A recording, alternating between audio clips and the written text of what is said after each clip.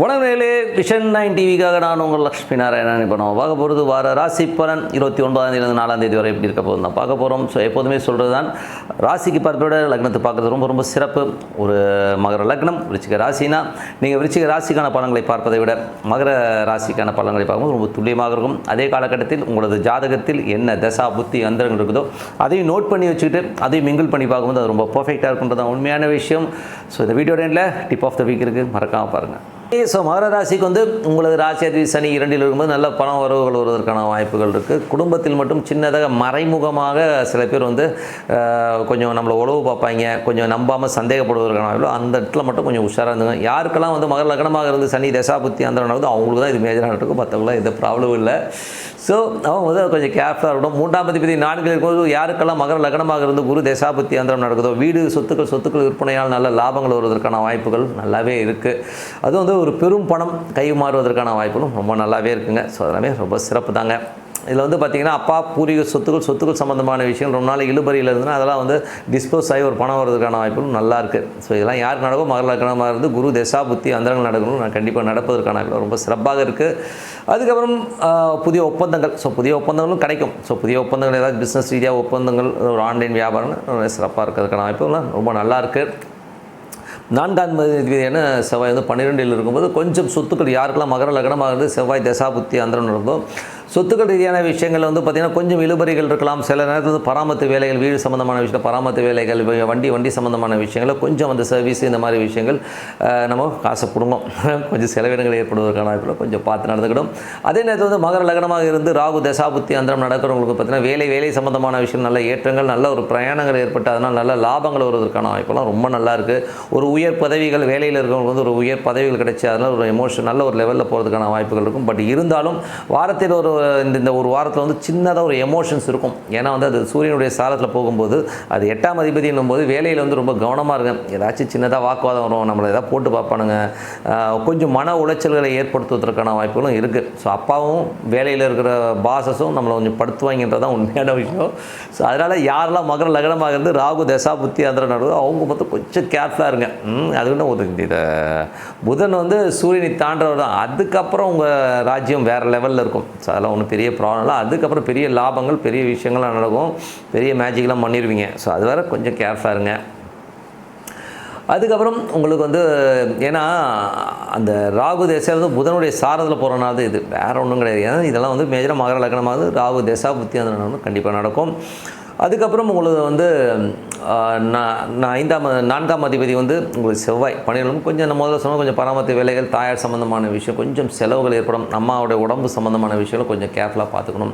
அதனால் ஒரு எமோஷன்ஸ் வர்றதுக்கான வாய்ப்புகள் இருக்குது. ஸோ அதெல்லாம் கொஞ்சம் பார்த்துருந்துங்க. 5ஆம் அதிபதியான சுக்கிரன், ஸோ 5ஆம் அதிபதி சுக்கிரன் பார்த்திங்கன்னா சூரிய சாரத்தில் 12ல் இருக்கும்போது குழந்தைகளுடைய விஷயங்கள், ஸோ குழந்தைகளுடைய விஷயங்கள் சின்னதாக ஒரு ஸ்ட்ரெஸ் இருக்கும், கொஞ்சம் எமோஷன்ஸ் அதிகமாக இருக்கிறதுக்கான வாய்ப்புகள், கொஞ்சம் செலவுகள் வருவதற்கான வாய்ப்பும் இருக்கும்.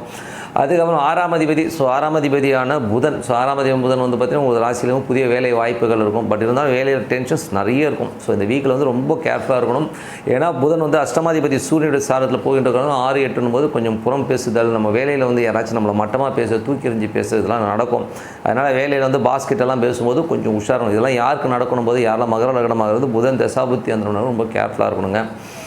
7ஆம் அதிபதி, ஸோ 7ஆம் அதிபதி சந்திரன் பார்த்திங்கன்னா முதல் ஒரு 2 நாட்கள் திங்கள் செவ்வாய் மட்டும் கொஞ்சம் கேர்ஃபுல்லாக இருக்கணும். அதுக்கப்புறம் எல்லாமே ஏற்றம் தான். ஸோ அதுக்கப்புறம் பார்த்திங்கன்னா திங்கள் செவ்வாயில் கொஞ்சம் கேர்ஃபுல்லாக இருக்கணும். புதன் வியாழன் பார்த்திங்கன்னா ஒரு நாள் அந்த கேதுவுடைய மேலே சந்திரன் போகும்போது அப்பா சம்மந்தமான விஷயங்களை கொஞ்சம் எமோட் ஆகிறதுக்கான வாய்ப்புகள், தேவையில்லாத ஒரு மன உளைச்சல் வரதுக்கான வாய்ப்புகள் நிறைய இருக்குது. ஸோ இதெல்லாம் யாருக்கு நடக்கணும் போது மகர லக்னமாக இருந்து சந்திர தசா புத்தி அந்தரம் நடக்கும்போது மேஜராக நடக்கும்.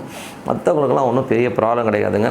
ஸோ 8ஆம் அதிபதி ராசியிலே இருக்கும்போது வம்புகள் நம்மளை தேடி வரும். ஏன்னா 8ஆம் அதிபதிங்கிறது கொஞ்சம் ஒரு இடவடமான நாட்கள். ஸோ அவங்க நம்மளை தேடி நம்மளை டென்ஷன் பண்ணுறதுக்கான வாய்ப்புகள் இருக்குது. அதுவும் 7ஆம் அதிபதியுடைய சாரத்தில் போகும்போது கணவன் மனைவிக்கு நடுவில் கொஞ்சம் கருத்து பேதங்கள், பார்ட்னர்ஷிப் சம்மந்தமான விஷயங்கள் கொஞ்சம் கருத்து பேதங்கள் வருவதற்கான வாய்ப்புகள் ரொம்ப ரொம்ப கவனமாக இருக்கணும். ஏன்னா அது ஏதாச்சும் ஒரு டென்ஷனை ஏற்படுத்துங்கிறனால ரொம்ப கேர்ஃபுல்லாக இருக்கணுங்க.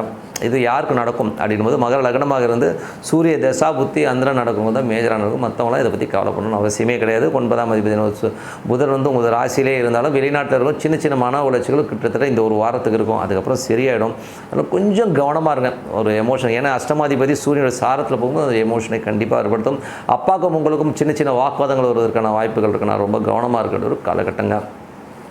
10ஆம் அதிபதி சுக்கிரன் வந்து பார்த்திங்கன்னா சுயசாரத்தில் பண்ணிடுவோம். கொஞ்சம் அலைச்சல் இருக்கும். வேலை தொழில் சம்மந்தமான விஷயங்கள் நிறைய அலைச்சல் இருக்கும். வருமானம் கொஞ்சம் கேர்ஃபுல்லாக தான் இருக்கணும். ஏன்னா வந்து அது வந்து 5க்கு 10 போதே யாருக்கெல்லாம் மகர லக்னமாகிறது சுக்கிர தசா புத்தி அந்தரம் நடக்குதோ ரொம்ப கேர்ஃபுல்லாக இருக்க வேண்டிய காலகட்டம் தான். என்றைக்குமே மகர லக்னக்காரர்கள் சுக்கிர தசா புத்தி அந்தரம் பிஸ்னஸ் சம்மந்தமான விஷயம் ரொம்ப கேர்ஃபுல்லாக இருக்கணும். ஏன்னா ஏதாவது பேராசையை தூண்டி விட்டு அதில் நம்ம லாக்கில் மாட்டதுக்கான வாய்ப்பு இருக்குன்னா ரொம்ப கேர்ஃபுல்லாக இருக்கணும், பார்த்துக்கோங்க. அதுக்கப்புறம் 11ஆம் அதிபதி செவ்வாய் 12ல் இருக்கும்போது மறைமுகமான வருமானங்கள் வரும். ஸோ தேவைக்கேற்ற வருமானங்கள் தான். அதுக்கு மேலே நமக்கு செலவு வந்து நிற்கும். ஸோ அதுதான் ஒரு டென்ஷன் இருக்கும். நண்பர்களால் நமக்கு வந்து ஒரு எமோஷனாக ஒரு ஸ்ட்ரெஸ் வருவதற்கான வாய்ப்புகளும் ரொம்ப கொஞ்சம் ஜாக்கிரதையாக இருக்கணும். ஸோ இதெல்லாம் யாருக்கு நடக்கணும் போது யாரில் மகர லக்னமாக இருந்து செவ்வாய் தசாபுத்தி ஆனாலும் கொஞ்சம் எமோட் ஆகிறதுக்கான வாய்ப்புகள் ரொம்ப கவனமாக இருக்கணுங்க. அதோட எல்லாமே சிறப்பு தாங்க. 12ல் நிறைய கிரகங்கள் இருக்கும்போது கொஞ்சம் செலவு ஜாஸ்தி தான் இருக்கும். நம்ம எக்ஸ்பெக்ட் பண்ணதோட கொஞ்சம் செலவு இருக்கும். பட் இருந்தாலும் எல்லாமே நம்ம டேக் பண்ணி தான் ஆகணும்.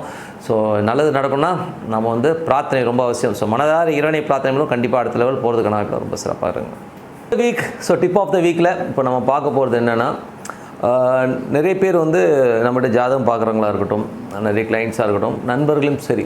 ஸோ நிறைய பேர் சொல்லிக்கிற ஒரு விஷயம்னா, நான் தலைவரே ஓடிக்கிட்டே இருக்கிறேன், எனக்கு ஒன்றும் பெரிய அதிர்ஷ்டம் இல்லை, பெரிய வருமானம் இல்லை, ஒரே ஸ்ட்ரெஸ்ஸாகவே இருக்குது அப்படின்னு சொல்கிறவங்க நிறைய பேர் பார்க்குறோம்.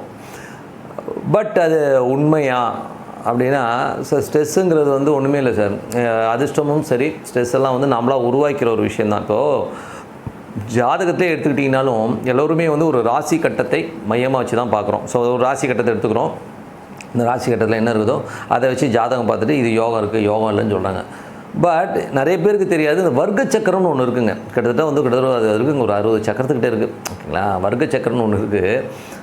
சப்போஸ் ராசியில் ஒரு சக்கரம் வந்து சரியாக இல்லை அப்படின்னு வச்சுப்போமே, ஒரு கிளைண்ட்டுக்கு வந்து ஒரு ஜாதகத்தில் வந்து ஒரு 8ஆம் இட அதிபதி இருக்குங்க, அதனால் ஒரு பிரச்சனை இருக்குங்க அப்படின்னு ஒருத்தர் சொல்கிறாருன்னும் போது, அப்போது எப்படி இதுக்கு பலன் எடுக்கிறது? நான் வந்து பிழைக்கணும்ல. இப்போது ஒரு 20 வருஷம் சுக்கிரதேசம் இருக்குது. சுக்கிரதேசம் வந்து இதை இடமா போய் மாட்டிகிட்டு இருக்குது, ஃபுல்லாக காலின்னு சொல்ல முடியுங்களா?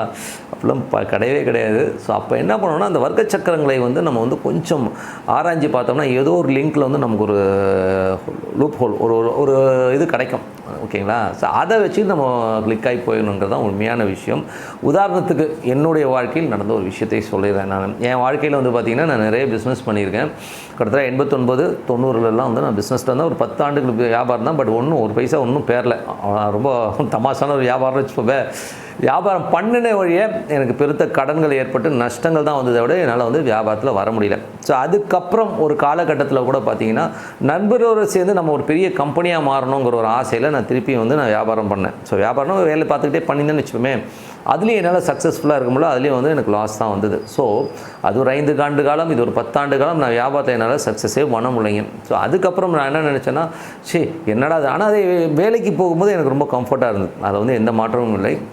அதுக்கப்புறம் வந்து அஸ்ட்ராலஜிக்கு வந்து அஸ்ட்ராலஜிலையும் வந்து நல்ல ஒரு நேமும் நல்ல ஒரு லெவலில் போயின்னு இருக்குன்னு தான் சொல்லலாம். ஓகேங்களா? அதில் நல்ல வருமானங்கள்லாம் கண்டிப்பாக இருக்குது. ஸோ ஏன் சொல்கிறேன்னா, அப்போ அதில் வரல, ஆனால் இதில் வருது பார்த்திங்களா? அதை கண்டுபிடிக்கிறது தான் வந்து நம்மளோட டெக்னிக்ங்க, வேறு ஒன்றுமே கிடையாது. ஓகேங்களா? 10 வேலை செய்யலாம். சில பேர் வந்து வெளியூர் போனாங்கன்னா ரொம்ப பெருசாக வந்துடுவாங்க.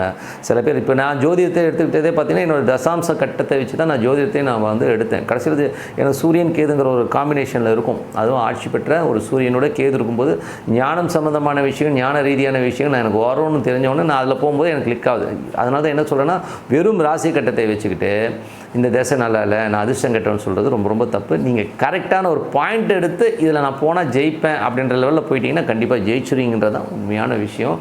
அதை வந்து நீங்கள் தேர்ந்தெடுங்க. அதனால் வந்து உங்களுக்கு என்ன விஷயம் பிடிக்கும் முதல்ல ஒரு பேப்பரில் எடுத்து எழுதுங்க. ஒரு 4-5 வாட்டி வந்து நீங்கள் வந்து உங்கள் மனசை முதல்ல வந்து தயார்படுத்திட்டீங்கனாலே போதும், அடுத்த லெவல் போகலாம். ஏன்னா எல்லோருக்குமே எல்லா காலகட்டமும் கெட்டதே நடக்குன்றது தப்பான கான்செப்ட். அந்த மாதிரி யாருக்கும் நடக்காது. ஒரு மிஞ்சி போனால் இந்த கோச்சாரத்தில் வரும்போது தான் அதெல்லாம் நடக்கும் ஒழிய, மற்றபடி வந்து எந்த ஒரு அஷ்டமாதிபதி திசையாக இருக்கட்டும், இல்லை ஜென்மகுருவாக இருக்கட்டும், ஏழரை சனியாக இருக்கட்டும், எல்லோருக்குமே வந்து பாதகத்தை ஏற்படுத்தாது, அதை அதிர்ஷ்டமாக மாற்றலாம் அப்படிங்கிறது தான் உண்மையான விஷயம். அதுக்கான டெக்னிக்கை வந்து நீங்கள் வந்து பாருங்கள், ஒரு நல்ல ஒரு அஸ்ட்ராலஜர்கிட்ட போய் பார்த்து அந்த டெக்னிக்கை வச்சு நான் முன்னேற முடியுமா அப்படின்னு பார்த்துட்டிங்கன்னா கண்டிப்பாக அது ஒரு நல்ல ஒரு வழி கிடைக்கும்.